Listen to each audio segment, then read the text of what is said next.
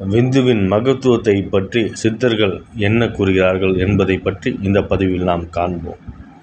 நாத விந்து கலாதி நமோ நம என அருணகிரிநாதர் கூறுகிறார். விந்து விடாதவர் வெந்து விட மாட்டார் என்று புலிப்பாணி சித்தர் கூறுகிறார். இவ்வாறாக விந்துவின் தன்மையானது மிகவும் முக்கியமானது. ஆன்மீகத்தில் உயர்ந்த நிலை அடைய வேண்டுமென்றால் விந்து கட்டுப்பாடு என்பது மிகவும் முக்கியமாகும். அதை பற்றி மேலும் காண்போம். அண்டத்துக்கு காரணமான விந்துவும் பிண்டத்துக்கு காரணமாக விந்துவும் பற்றி இங்கு கூறப்படுகிறது. அண்ட வெளியில் வித்தாக விளங்கி தோன்றும் சிவமே பிண்டத்தில் விந்துவாக உள்ள தன்மையை மக்கள் உணரார். தேனும் மகராந்தமும் நிறைந்த சுவாதிட்டின மலரின் கண் அன்னரூபமாக உள்ளவளே பரயாமகத்தில் விளங்கும் புண்ணியனாகிய சிவனாகும். விந்துவில் சிவம் என்றும் கலந்து நிற்கிறது. இதனை பலர் உணரார். சிதாகாயத்தில் நிலை பெற்ற ஆனந்த கூத்த பெருமானாகிய புண்ணியன் விந்துஸ்தானத்தில் மலரிலே அன்னமாகி விளங்குவார். பொதுவித்தாக கூறுவது சிற்சபையிலிருந்து சிவன் ஐந்தொழிலை ஏற்றும் அருள் அனுபவ நடனம் புரிதலாகும்.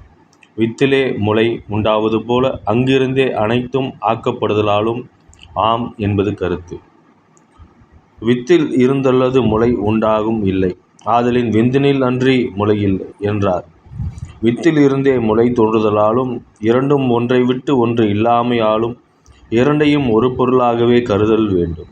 அவ்வாறே விந்துவும் சிவமும் ஒன்றே ஆகும் என்பதை அறியுங்கள்.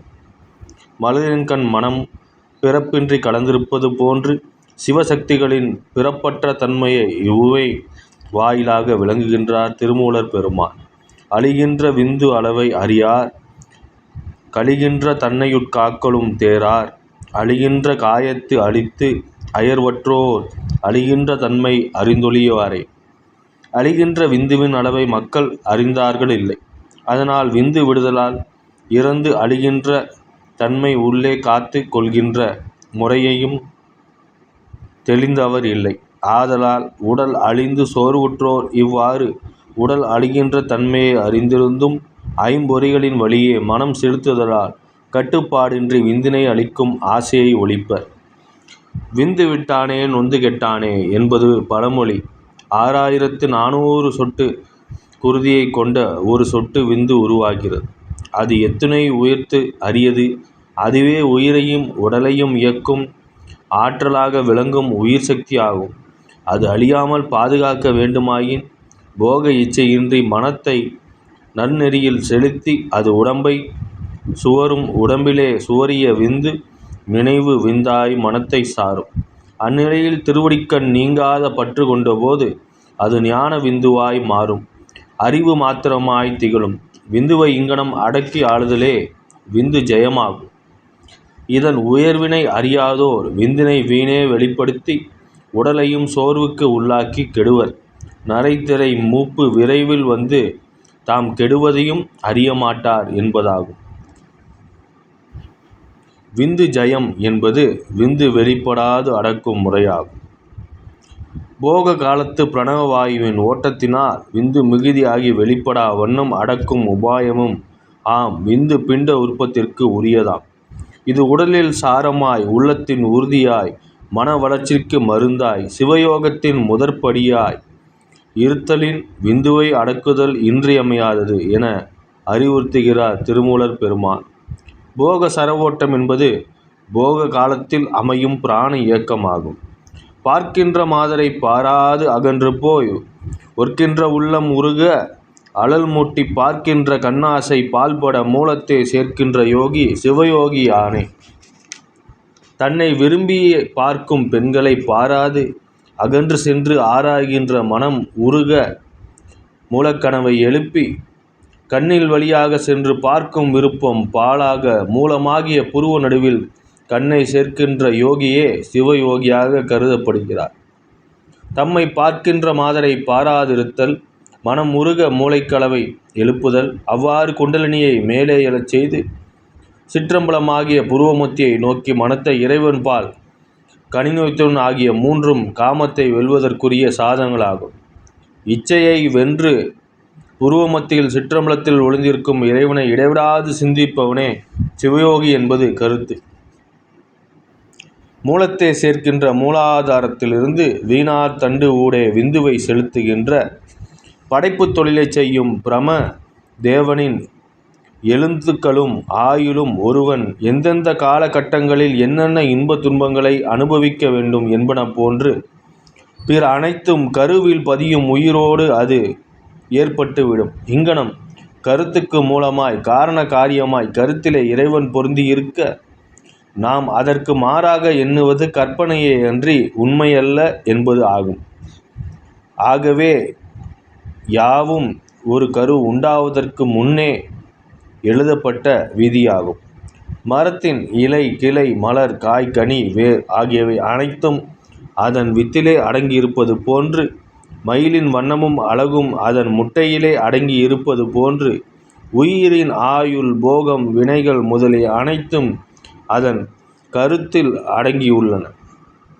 கருவில் உயிர்த்த உற்ற துணையாய் வினை போகங்களை அளந்து ஊட்டும் அன்னையாய் நன்னெறிப்படுத்தும் தந்தையாய் இறைவன் கருவிலுள்ள உயிரின் கருத்துக்கே வித்தாகவும் அதற்கு காரணமாகும் கருத்தால் விளையும் ஆயுள், போகம் முதலிய காரியங்களாகவும் அந்தந்த உயிரின் கருத்திலே அமைந்திருக்க அதற்கு மாறாக எண்ணுகின்ற எண்ணங்கள் அனைத்தும் வெறும் கற்பனையே அன்றி உண்மையன்று என்னும் கருத்து உணர்த்த நமக்கு மாயையை பற்றி விளக்குகின்றது.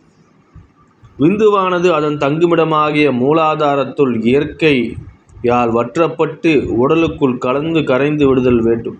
அவ்வாறு விந்து விலகாது வேறிடம் செல்லாது உடலுடன் ஒன்றாய் கலந்து நிற்கும் விரைவில் உயிர் அழியாது, அதாவது ஆயுள் நீடிக்கும், அளவிறந்த ஆற்றல் உண்டாகும், திருவருட்சத்தியம் துணை நிற்கும். அவ்விந்துவானது மூலக்கனலால் வற்றி உடம்போடு இரண்டர ஒன்றிடின் என்றும் நீங்காத புத்தி, தவம், ஜபம், மோனம் மற்றும் என்றும் அழியாத எண்வகை சித்திகள் எல்லாம் கைவரப் பெறலாம். உயிர் சக்தியாகிய விந்து உடலை விட்டு வெளியேறி அழியாமலும் உடலுக்குள்ளேயே பாதுகாத்தால் அளவிலா ஆற்றலும் மரணம் மற்றும் மூப்பு நரை திரை இன்மையும் உண்டாகும். விந்து வற்றிய உடலோடு ஒன்றிடின் புத்தி, தவம், ஜபம், மோனம், சித்திகள் ஆகிய எல்லாம் கைகூடும். தூள விந்து வற்றி உடலோடு சுவரிப்போன ஏதுவாக மூலாதாரத்துள்ள குண்டலினியாகவே நெருப்பை கொளுத்தி விந்துவினை வற்றச் செய்து அவ்விந்து கீழ் நோக்கி செல்லாதவாறு தடுத்து மேலே ஏற்றி சுழுமுனை ஆகிய நடுநாடியின் வழியே மூலக்கனவில் சொருகி விளக்கம் பெற்று பூரண சந்திர வடிவான சகஸ்தாரத்தில் உள்ள அமுதத்தை பலமுறை பெருக்கி நுகர்ந்து அதையே உணவாய்க் கொண்டு உடலை பேணி வளர்த்து திருவருளால் அழியா உடலை பெற்றிருப்பவரே சிவயோகி என கருதப்படுகிறார். மூலங்கனலால் விந்துவை மேல் நோக்கி செலுத்தி வற்றச் செய்து மதிமண்டலத்து அமுதை இடைவிடாது உண்பவரே சிவயோகி ஆவார் என்பதும் விந்துவை வென்றவரே சிவயோகி என்பதும் சித்தர் பெருமக்களின் கருத்து. யோக நெறியின் கண் நின்று திருவருளால் சிவயோகம் கைவரப் பெற்றவர் மகப்பேற்றின் பொருட்டு புணர்ச்சியின் போது விந்துவை மாதர்பால் விட நேரினும் அவ்விந்துவை மற்றவர் போன்று காதலோடு செலுத்த மாட்டார்கள். அதை அருளால் செலுத்தி இவ்வாறு யோக நெறி நில்லாத இணையோர் தம் உயிரின் மீது காதல் கொண்டிருப்பது போல மயக்கத்தின் காரணமாக பெண்களையே உயிரென பெருவேட்கை கொண்டு சிற்றின்பத்தில் திளைத்து விந்துவை வீணாக்கி அழித்து பின்பு தானும் அழிந்து போவர். இதை அறியாத மக்கள் பல யுகங்களாக அழிந்து கொண்டுதான் இருந்தனர். கடைசி இருவர்களுக்கு வேறு வகையில் பொருளும் உண்டு. மாதர்களோடு யோகிகளை உயிர் போல கருதி ஆசை கொண்டு வாடுவாரின் செல்லுமிடத்து நெடுதலின் பழகிய காதலர்கள் போல அக்கணமே உயிர்காதலில் கொள்வர் என்பதாம்.